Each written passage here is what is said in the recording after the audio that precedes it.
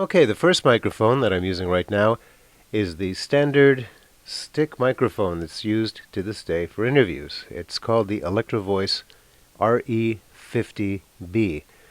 These are tough mics. You could hammer in a nail with them, and what makes them so unique is that they don't pick up noise away from the screen, so people can be making noise in back of it. As long as this microphone is in the face of someone who's being interviewed and they're 4 to 6 inches away, it's going to pick them up and nobody else. The mic that I'm using right now is probably 30 to 35 years old, and it's still working. So this is the Electro-Voice RE50. Alright, now this microphone is made by the Sennheiser Corporation. I used these when I was working for an FM station in Calgary, CJAY, and we had two of these hanging upside down, and one for the left side, one for the right side, to give the listener the feeling that they were truly in a stereo environment. So this is the Sennheiser. It's also used a lot to mic bass drums. It's good for percussion instruments like that. But for a time it was very popular in broadcast radio. This is the Sennheiser. Alright, this one is the Electro-Voice RE20. If you've ever watched Frasier, this is the mic that he uses when he's in the studio.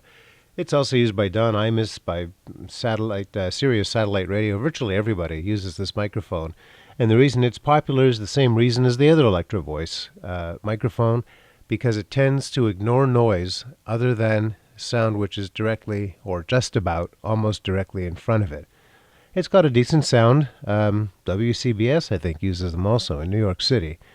So this is the Electro-Voice RE20, a very popular microphone, a very sturdy microphone, widely used, probably one of the most popular broadcast microphones in use today. The Electro-Voice RE20. Now this microphone is called the Neumann U87, and I'm sitting in exactly the same room, and with this microphone you even hear the background sound of the house and the street that the other microphones did not pick up. This is what's called an electro-condenser microphone. Instead of getting its sound from the difference in pressure between a small diaphragm that you talk into on the other microphones we've seen so far, this one has a small disc of metal aluminum foil which is charged. This microphone requires a power supply, and the change in charge is what makes the sound. This particular microphone is seen in just about every single rock video, music video that's come out since MTV was born, and is also one of the most popular studio mics there are in use today in studios. I used one in radio. They were widely used in the late 70s and 80s in radio, but I think they were a little too expensive and delicate. And because in those days people smoked in studios, these microphones would get all gummed up with nicotine and cost a fortune to refurbish. So this is probably the Cadillac of microphones. It's called the Neumann U87.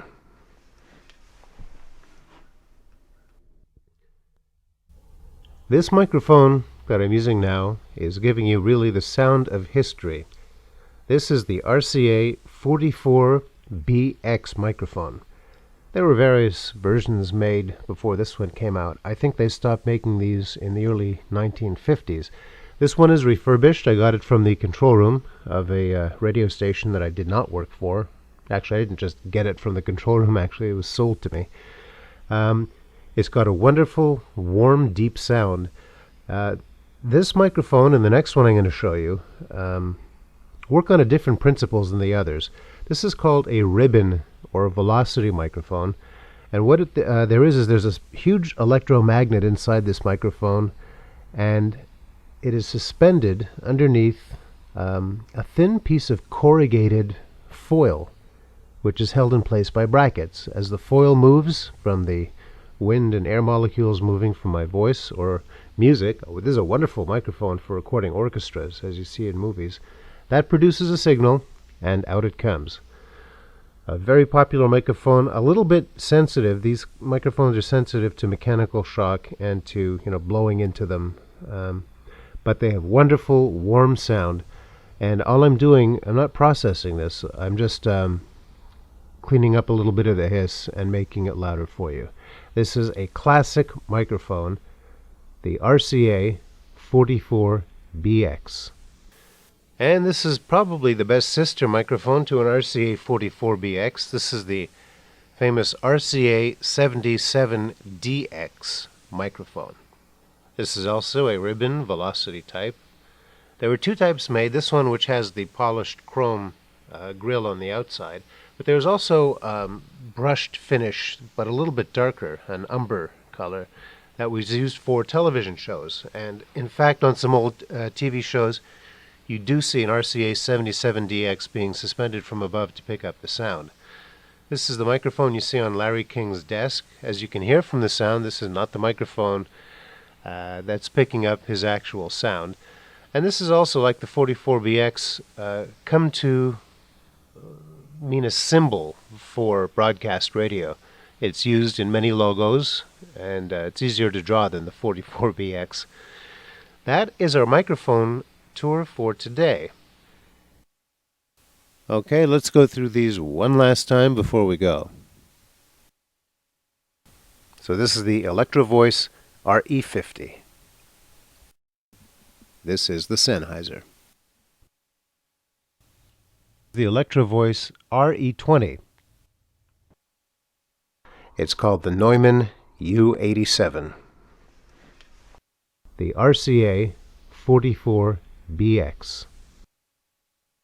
Famous RCA 77DX. Thanks for watching, as always, for visiting my site, and I hope you enjoyed this.